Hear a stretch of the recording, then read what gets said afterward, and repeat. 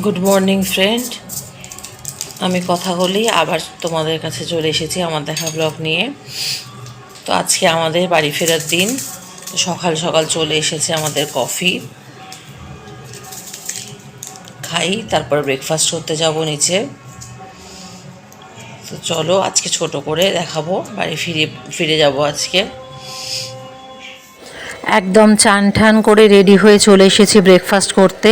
Breakfast করেই বেরিয়ে যাব।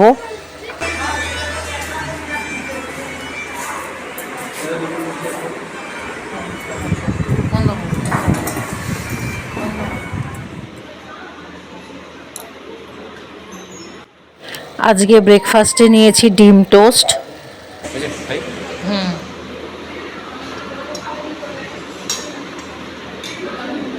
চলো তাড়াতাড়ি করে খেয়ে নিই। তো রেডি, বেরিয়ে পড়ছি। চলো কীভাবে যাই দেখি, কারণ এখান থেকে বাস পাওয়া যাবে না। বাসটা আজকে নাকি যাবে না। আমরা ডাইরেক্ট মন্দারমণি এসেছিলাম, চাউলখোলা থেকে যেতে হবে। তো এখান থেকে টোটো বা অটোয় বোধহয় চাউলখোলা যেতে হবে। 11:30টায় বাস, এখন 10টা 11:30 11:20 বাস, এখন 10টা 20 বাজে। পুরো 10 মিনিট হাতে সময়। চলো বেরিয়ে পড়ি। চলো এবার রিসেপশনে যাই, ওখান থেকে বিল ঠিলগুলো নিতে হবে। সব পে করাই রয়েছে, কিন্তু কিছু ফর্মালিটিস থাকে, সেগুলো করে নিয়ে আমরা বেরিয়ে পড়বো।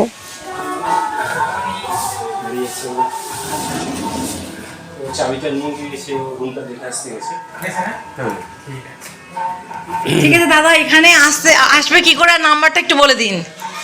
এখানে আসতে গেলে আপনার চাউলখোলা নামতে হবে। হ্যাঁ, চাউলখোলা নেমে যদি শেয়ার অটোতে আসেন তাহলে অঞ্জলি মোবাইল বললেই নামিয়ে দেবে। আচ্ছা, অঞ্জলি মোবাইল। আর ফোন নাম্বারটা বলুন একটু। ফোন নাম্বার তো হচ্ছে আপনার 9434826390। আচ্ছা, বুকিং করে আসতে পারে। আচ্ছা, থ্যাংক ইউ, খুব ভালো থাকলাম, আবার আসবো।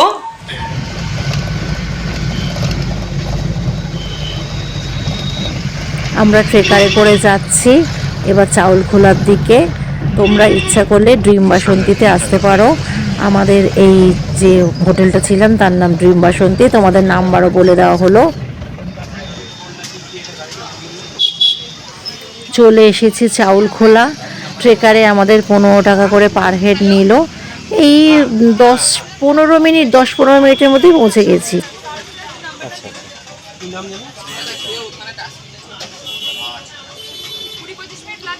যাবো ওদিকে।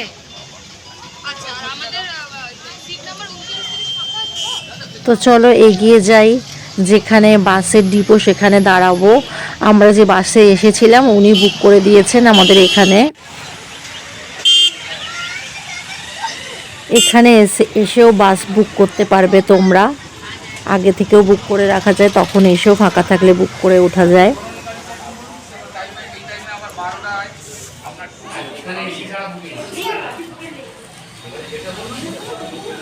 ওয়েট করছি বাসের জন্য, বাস আসতে কিছুক্ষণ দেরি আছে আরো।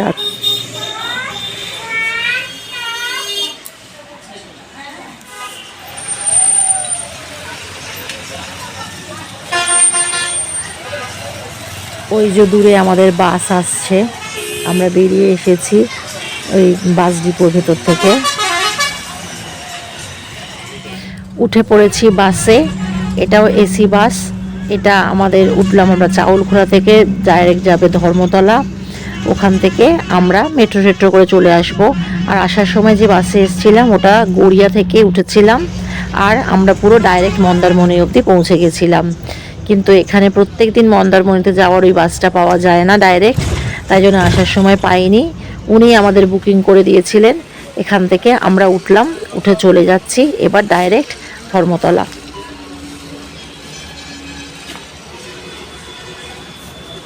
তো বাসটা তো পুরো টানা যাবে না, মাঝখানে একটু দাঁড়ায়, ওই জন্য দাঁড়িয়েছিল। তো আমরা একটু কোল্ড কফি টফি একটু খেয়ে নিলাম, এদিক ওদিকে একটু ঘুরে নিলাম। টয়লেট করার থাকলে এখানে হোটেলে টয়লেট করার জায়গা আছে।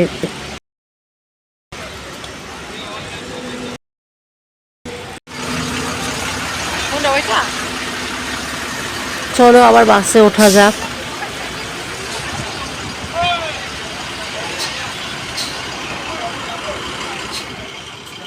এখানে অনেকে খাওয়া দাওয়া করছে, কিন্তু আমরা গাড়িতে বসেই খাওয়া দাওয়া করে নেব, কারণ কি আগের দিনের না 1 প্লেট চিকেন খাইনি, আর রুটিও বেঁচে গেছিলো অনেকগুলো, মানে 4-5টা বোধহয়।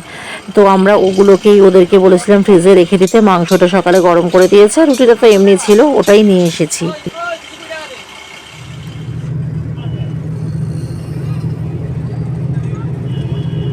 তো বাড়ির প্রায় কাছাকাছি চলে এসেছি। বাচ্চা দুটোকে একা রেখে গেছি, সেটাও চিন্তার কিছু যদিও নেই, সবসময় ভিডিও কলিংয়ে ওদের সাথে কথা হয়েছে, ওরা বরঞ্চ এনজয় করেছে একা থাকাটা। তো যাই হোক, আমরা হোম ডেলিভারি ওদের বলে দিয়েছিলাম, খাওয়া দাওয়া করে নিয়েছিল, কোনো ঝামেলাই নেই। কিন্তু বেশি দিন দেখবে বাড়ির বাইরে থাকা যায় না, আর বাচ্চা ছেড়ে রয়েছি তো কোনো দিন তো থাকেনি। তো চলো বাড়ি যাওয়া যাক তাড়াতাড়ি। স্প্ল্যানেড থেকে মেট্রোয় উঠে পড়েছি, আর কিছুক্ষণ হলেই আমরা পৌঁছে যাব আমাদের কবি নজরুল স্টেশনে। তো বাড়ি এসে গেছি, বাড়ি মোটামুটি 5:30টার মধ্যে ঢুকে গেছি। এক্সপ্ল্যানেডে তো নামলাম, ওখান থেকে তো মেট্রো করে আসলাম গড়িয়ায়, ওটা তোমাদের দেখালাম, আর তারপরে অটো করে রাজপুরে চলে এসেছি। এসে চান ঠান করে নিয়েছি, ফ্রেশ হয়ে নিয়েছি। তো আজকে ভিডিওটা আমি এখানে এন্ড করে দিচ্ছি। খুব মজা ওখানে করলাম। তোমাদের যদি ভালো লাগে তোমরা অবশ্যই কমেন্ট বক্সে জানিও, আর লাইক শেয়ার সাবস্ক্রাইব করে দিও। Bye bye.